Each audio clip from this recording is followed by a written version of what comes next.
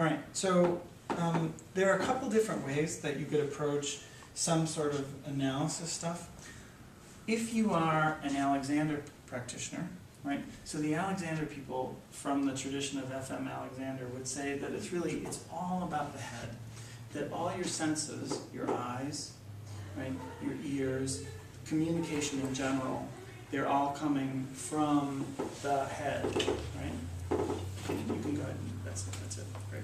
So all of that's coming from upstairs. So what the Alexander people would say is that everything is coming from the head. So where the position of the head is the most important thing. And you can make that case, and that's perfectly reasonable.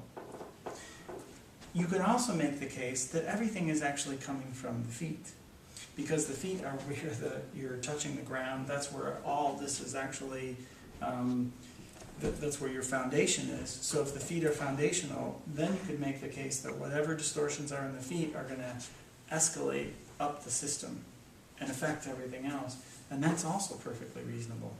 I think the main thing from our viewpoint is that both of those are perfectly reasonable, and in one way, I don't think that there's a right way to approach this. There are just different ways into the system, and you're looking for something that affects it. With that vein, the thing that I find most interesting is that the sort of osteopathic perspective is that the pelvis has connections both up and down.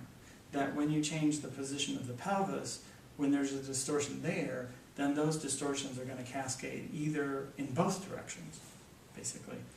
And so starting there gives us a lot of power into the system that perhaps starting at either end won't get you. And I think there's a lot of wisdom in that. Again, I think the most important thing is that there's no right way. There are just ways into the system. But I have to say, I do like the coming from the osteopathic perspective of the hips, because that really has an enormous impact all throughout the system. So one simple way to do that is, for instance, if I just put my hands on the back of her neck, and I have you just create anterior inclination like that, and posterior, I can feel her neck adapting to that change. There is a change in the length-tension relationships of the muscles in response to the change in the pelvis. You could do that if you put an EMG unit on her neck, but it's also palpable. So if you would, come here for a second, and let me just do that. You stay right there. Why don't you come around? All right, and then just put your hands right on the, like on the suboccipitals, just lightly, just touch. All right, that's it. Okay. Now, just close your eyes. And now, go ahead, whenever you want. All right? Feel the change? Okay. Now, you just stay there. You just stay there. Don't do anything yet. All right? And at some point, just change the position of your pelvis. You tell me yes when you think she moves.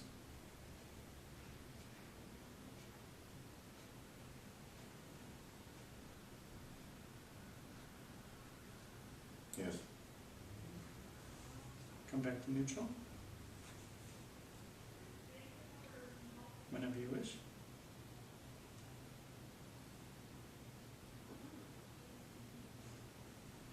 Yes.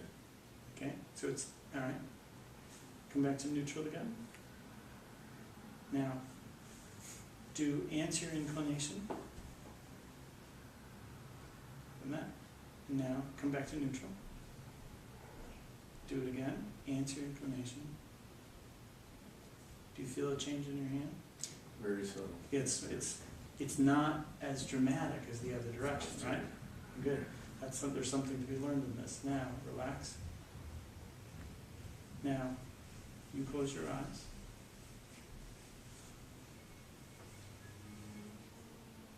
I saw that look. That was a yes, right? Mm-hmm. Come back to neutral again. Now say yes when you feel it. Yes. Done. Very nice. Now everything's neutral again. Everything's neutral. Your eyes are still closed. Mm-hmm. Yes. Neutral.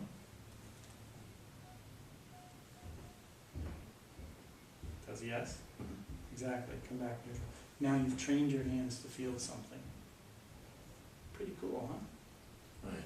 So you can sense what she's doing in her pelvis through your hands. Now it took you a little bit because in the posterior you felt that, it was really obvious. The anterior is a little different, right? And actually what happens in that is a little compression of the space. It wasn't what you were expecting. It took your brain a little bit to actually see it, feel it, and then coordinate those two things. That's palpatory calibration. Right?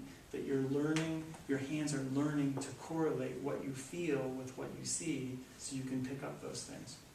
That isn't something that's just so clear in the beginning. That's something you develop skill with. And that's why that's important, right? So that's what great palpation skill is all about. And what's fun is we could do that with multiple people. Because some people are going to have more of a change when they do that. Some people are going to have less of a change. But you do it again and again and again and again. And you can pick up really subtle things. That's what's really fun. So the pelvis has great impact all throughout the system. Anything that distorts there is going to affect the neck. We could do the same thing with you or your feet. Any change here is going to affect something down there, which you could feel and or see.